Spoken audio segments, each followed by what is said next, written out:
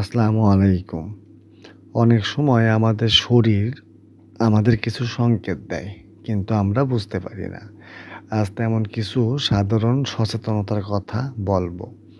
দৌড়ঝাঁপ, কাজের চাপ, ঠিকমতো বিশ্রাম না নেওয়া, এইসব কারণে শরীরে অস্বস্তি বা ভারী লাগা অনেকেরই হয়।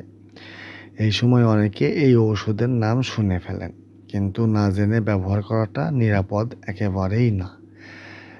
যে ট্যাবলেটের নাম শুনতে পাচ্ছেন বা দেখতে পাচ্ছেন, এটার নাম নাইট্রিন এসার।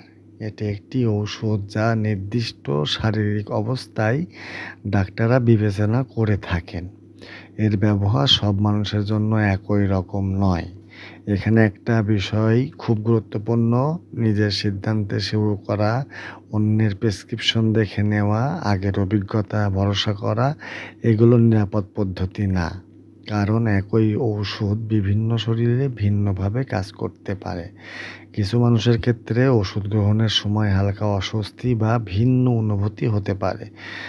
ফলো করুন মার্জানা ফার্মেসি, সাবস্ক্রাইব করুন। আল্লাহ